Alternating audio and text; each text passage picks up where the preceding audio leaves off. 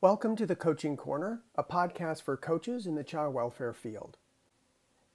This podcast is a special project from the Public Child Welfare Training Academy, a project of SDSU's School of Social Work.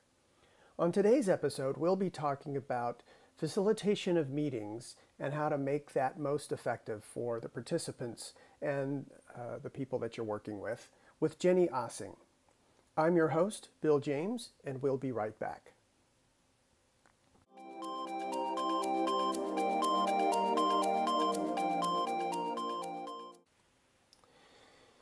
Welcome back. Today we're talking to Jenny Ossing. Jenny, can you tell us a little bit about yourself? Yes, thank you for having me today. I am a county consultant, and in my role, I facilitate a lot of meetings. I facilitate meetings with San Diego Child Welfare, as well as a couple internal meetings with different teams throughout Texas. Awesome. Well, I asked you to join me today because I hear on a recurring basis that you're especially effective at this process. So I'm looking forward to finding out a little bit about how you do that and how you approach facilitating meetings. So why do you think it's important to have an organized way to run meetings in general? I think that all of the different components of a meeting are important and serve a purpose. And so I think having a structure to a meeting and makes sure that you include all of those different components.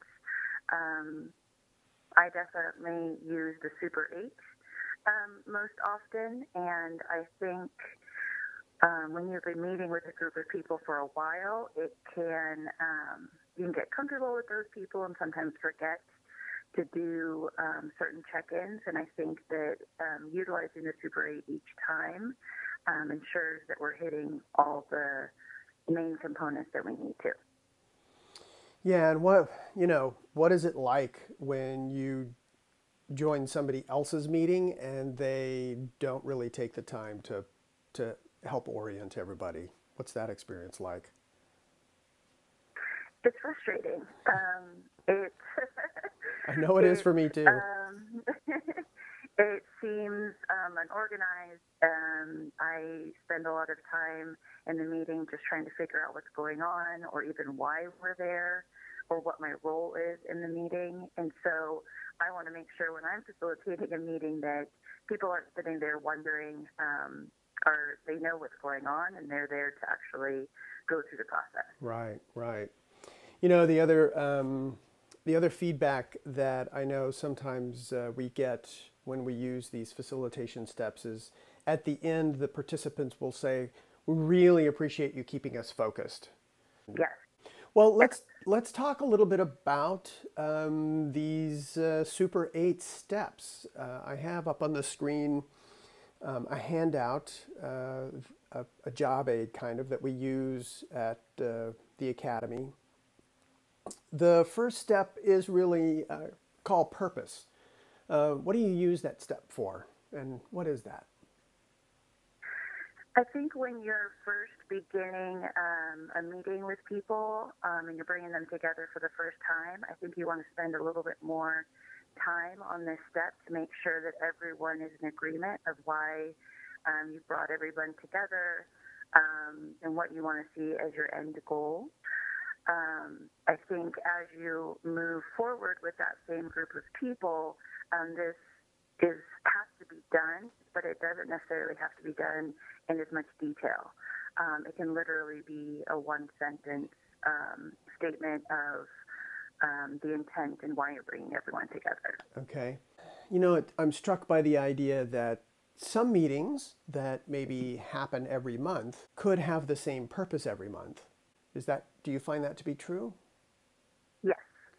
And then if you're on like a project where the team is meeting over the course of some months or whatever, I'm wondering, do you notice that the purpose of the meeting needs to be shifted I think there could be like an overarching purpose of the group meeting. Okay. And then you could state some smaller items that need to be addressed within that specific meeting. Right. But I still think it's nice to bring people back to the overarching purpose so that you know kind of where you're headed kind of in the future. Gotcha. So let's talk a little bit about context. When you get to this step of the Super 8, what are you trying to accomplish? I'm really trying to get everybody in the meeting up to speed as to how we got to where we are right now. You may have a lot of different people in the room with different roles that may not have been part of the process to bring the group together. And so I really feel that giving context allows everybody in the room to be on the same page, to at least for a starting point. And it also helps to kind of let people know, why are we here? How did we get to this point? Why did we feel like we needed to hold a meeting? So I find that it's very helpful. Gotcha. What are some other things about context that could be useful, say maybe individual context for people in the meeting? Yes, part of this section is also about just checking in with everyone individually to see if there's anything pulling them away from focusing and staying present in the meeting. For example, someone might have a sick child at home, so they are, keeping their phone, looking at their phone more often than maybe they would. Some people may have time constraints and need to leave, right at the end of the meeting. So it's good to check in with people to see if there's anything that's going to take their attention away from the meeting. Good. I can see how that would feel maybe a little extra respectful for the folks that are participating, that, you're going to take my own personal context into account while we do this. So that makes a lot of sense. Talk a little bit about agreements and how you use this step when you're running a meeting. So again, if you are in your first meeting with people, you definitely want to spend some time building these agreements to ensure that it's going to be run smoothly and respectfully in the future. And in subsequent meetings, you definitely want to check in. Even though they've been created, you want to just spend a moment just asking people, are they working? Do they need to be changed or upgraded anyway? But definitely good agreements are going to ensure that you are all working together well in the future. Okay. How do you contrast group agreements with ground rules that, sometimes are posted on the wall before anybody even gets there? Group agreements are definitely more of a shared process. Ground rules to me seem more like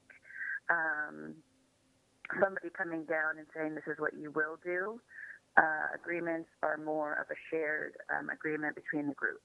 So I think there can be both. I think if there's just something that has to be a rule, regardless of whether the groups agree with it, those can be present. But I definitely think there needs to be agreement amongst the group in how they're going to work together. Super. Yeah, I feel like sometimes the ground rules are useful when the process has to be urgent as part of the context, but whenever, so on one end of the continuum is ground rules, and on the other end of the continuum is fully fleshed out generated group agreements.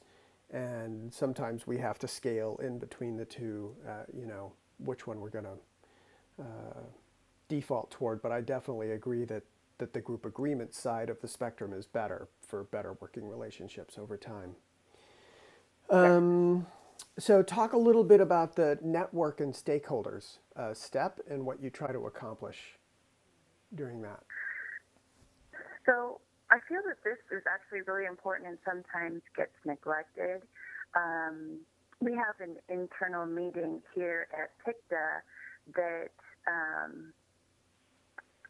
could be limited to a few people, but I've really tried to open it up to everybody that touches the process. So I find that if you have everyone in the room that touches a process, then you get to hear their voice.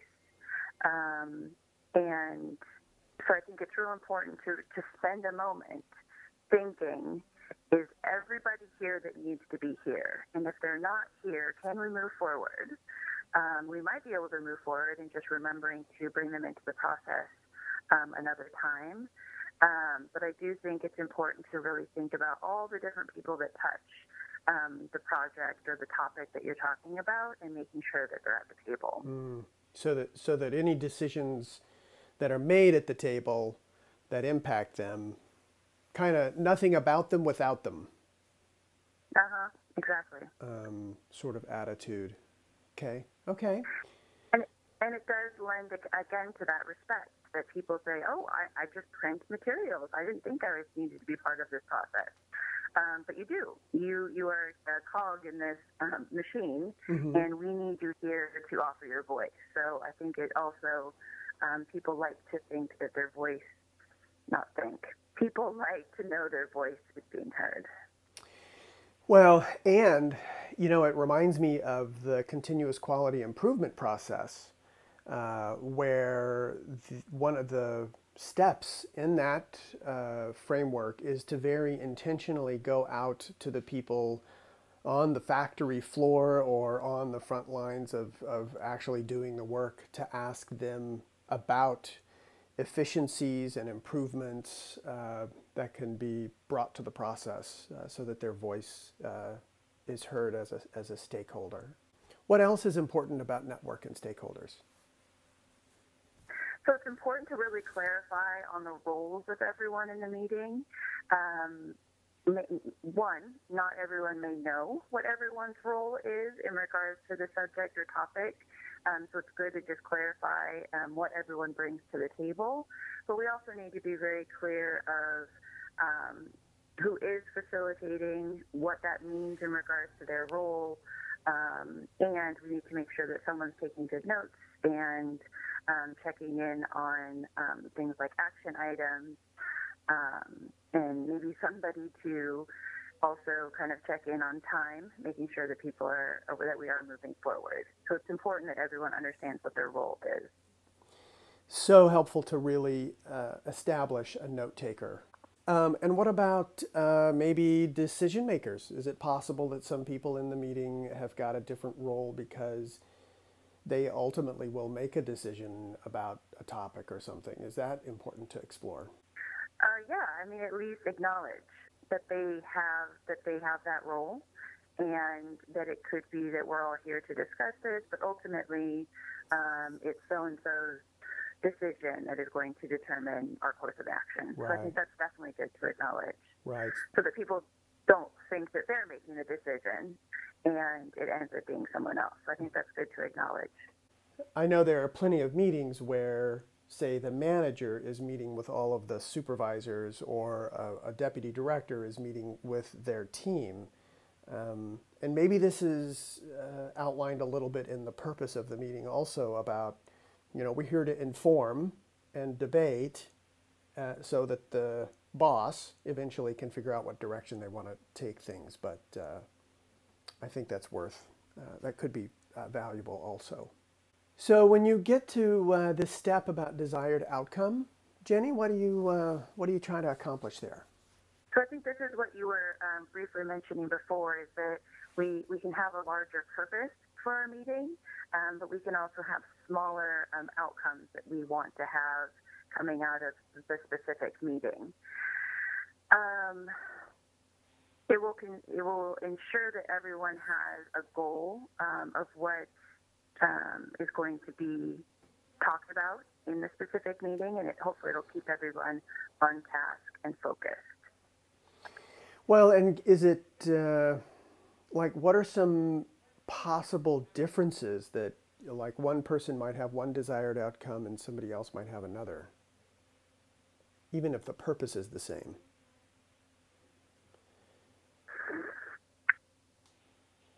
So I think think that's definitely, this is the section in which you would explore that.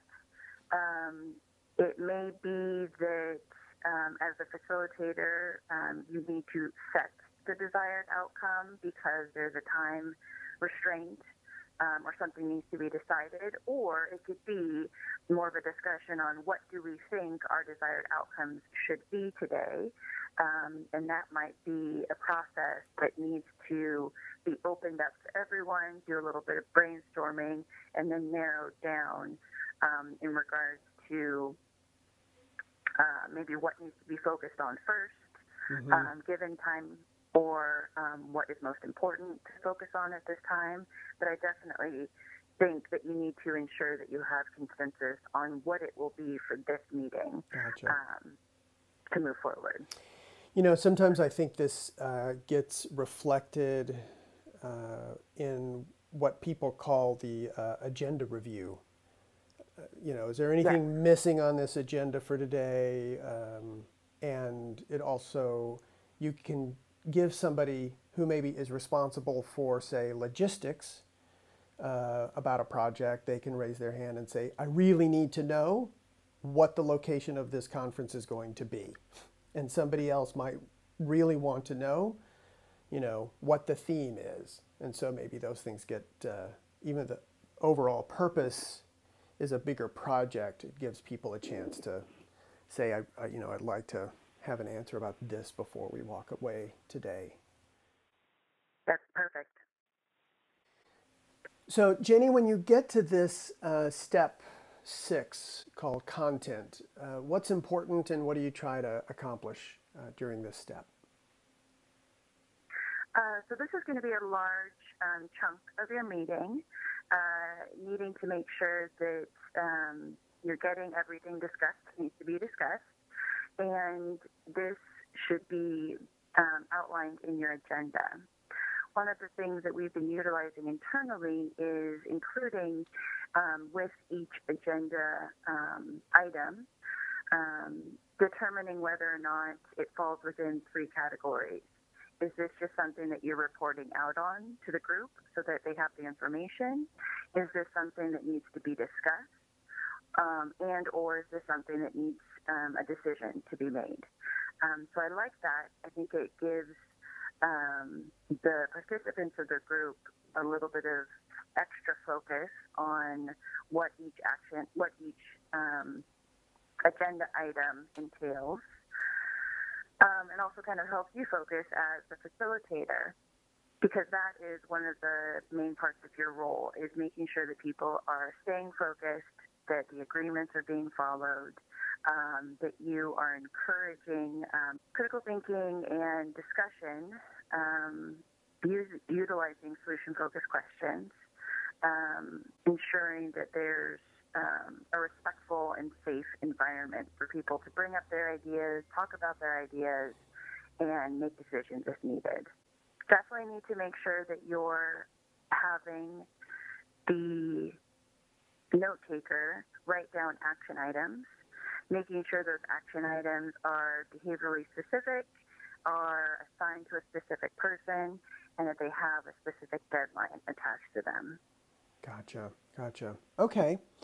So there's a lot to attend to during this content piece, which is really the sort of the meat and potatoes of the meeting, and requires a lot of awareness on the part of the facilitator, don't you think?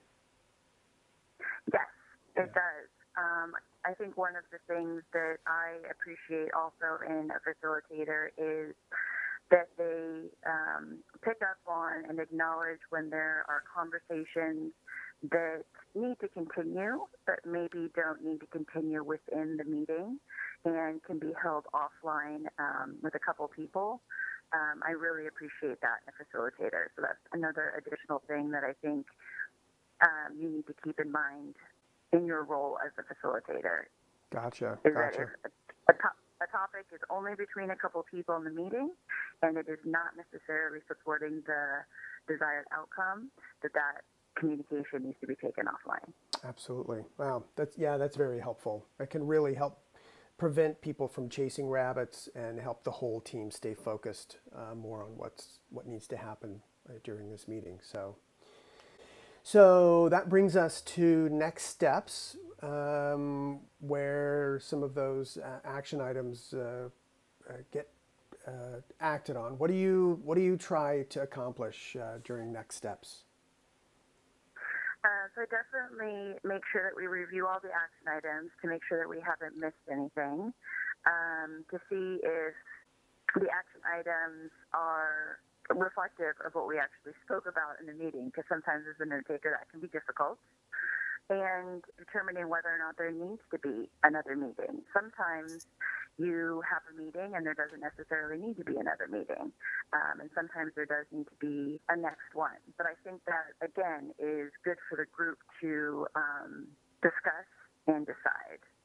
So these are all the things that are going to happen between now and either the next meeting or just that people are going to accomplish to further the goal and the purpose of whatever this group has got together for. And what do you do with this plus delta? What's that? So plus delta is getting feedback from the group regarding the actual meeting. So plus is the good things. Delta is the Greek symbol for change. So what things you would like to upgrade or change for the next meeting. And it's important. I think you could easily skip this step, just thinking, that was a good meeting, we can move forward. But it's real important to get people's feedback and also to be kind of neutral during this process.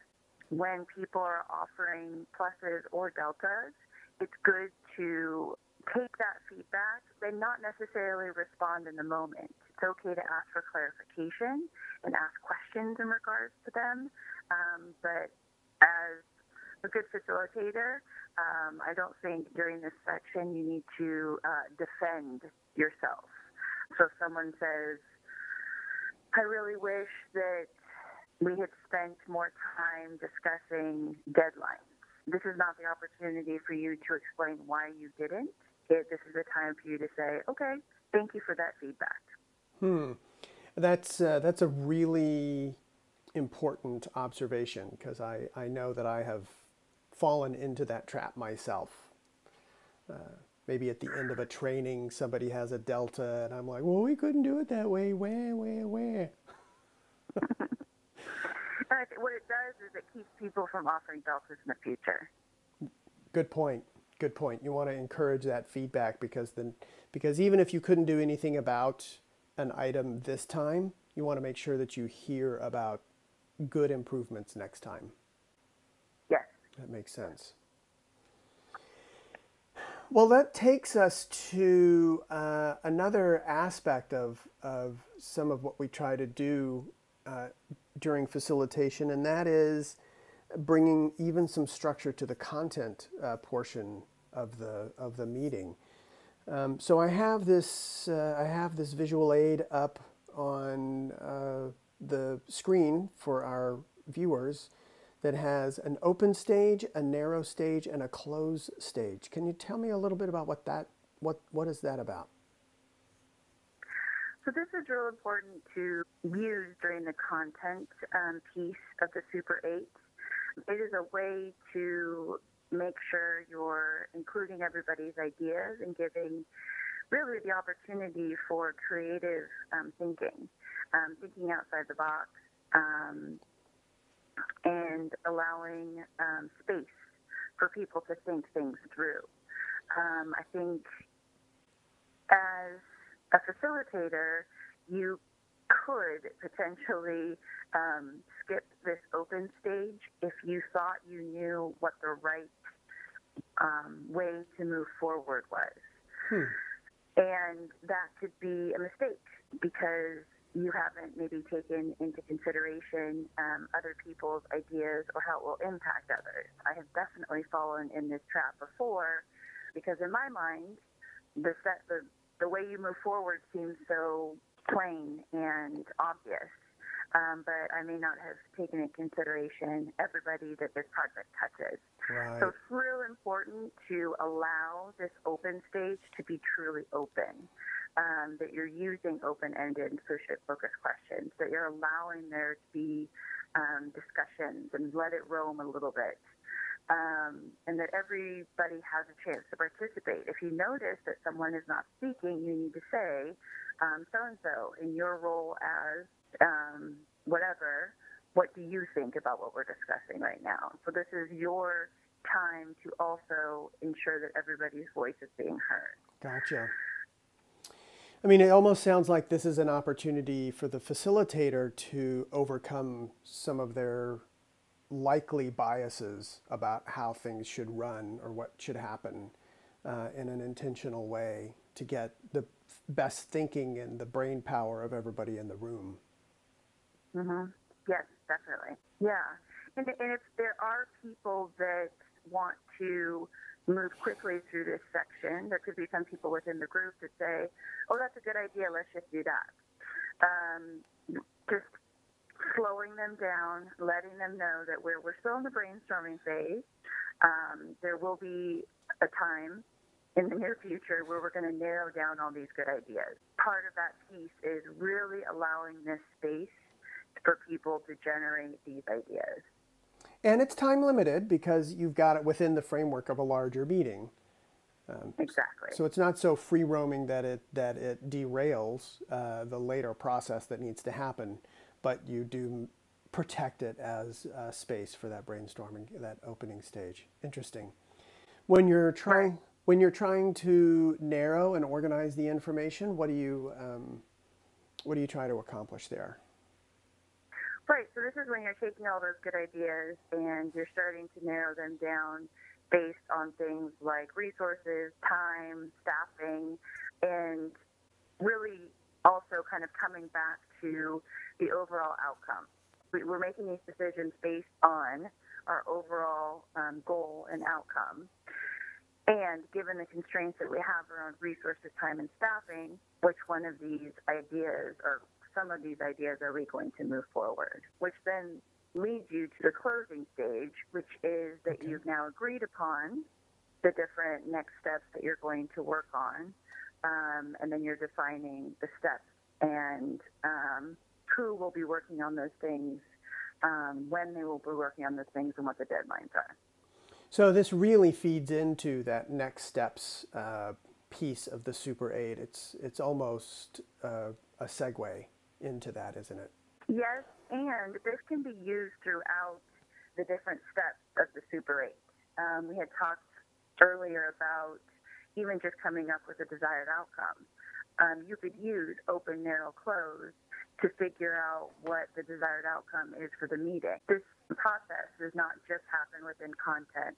It can happen in other parts of the Super 8. Even group agreements, yes, potentially could go this way. That's a great observation. I wasn't thinking about that when I was looking at this handout. So we've got in the bottom part of this handout, we've got indicators of a successful meeting. And there's 3 categories: process, relationship, and results. Why are those 3 items all listed as part of a successful meeting? I think there's a couple different ways to look at this.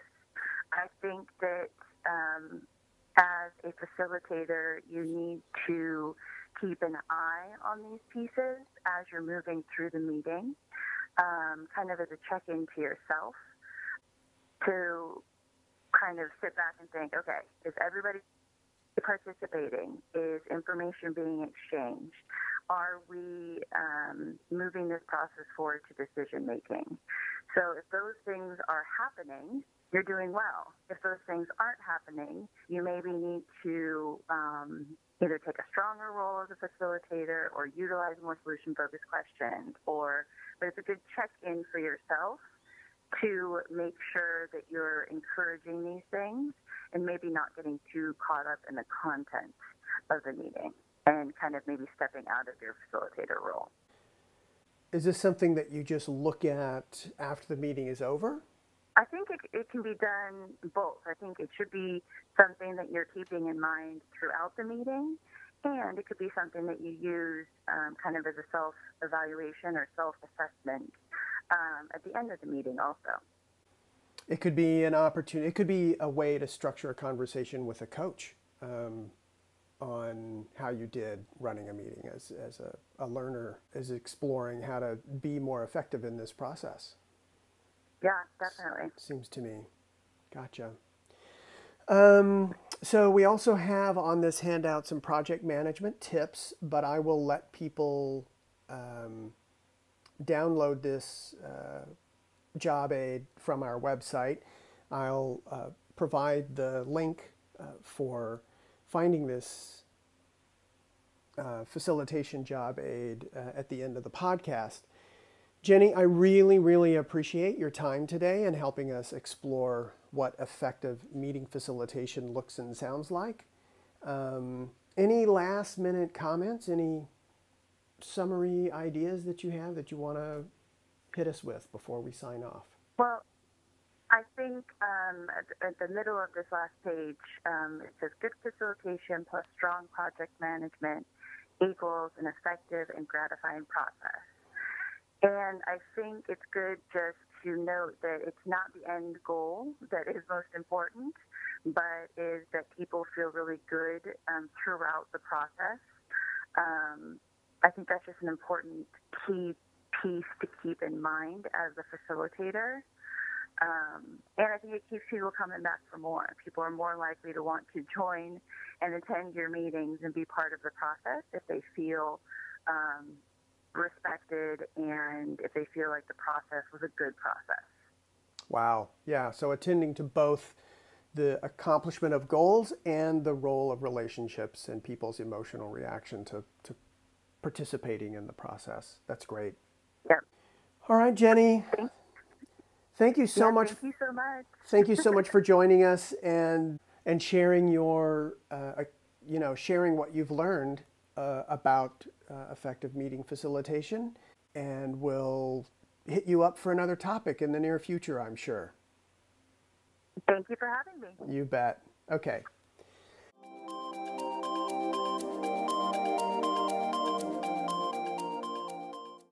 You can find the handout that we referenced during this podcast by going to theacademy.sdsu.edu. Click on the search function, type Super 8, hit enter, and it should be the top result. Click on that link and you should be able to download this handout for future reference. You've been listening to a podcast from the Public Child Welfare Training Academy at the Academy for Professional Excellence, a project of the San Diego State University School of Social Work. For more information about the Academy and the services we offer, please visit us on the web at theacademy.sdsu.edu. You can subscribe to our podcast series by searching for The Academy SDSU on YouTube and looking for the Coaching Corner channel. If you would like to contact us and provide feedback about this podcast, please go to our website and use the Contact Us link at the bottom of the homepage. Please reference the title of this podcast in the subject line. A very special thank you to our guest today, Jenny Ossing. Please join us next time as we explore more topics in the child welfare arena. I'm your host, Bill James. Until next time, let's all support the hardworking child welfare workers out there. Try something new to improve outcomes for kids and families.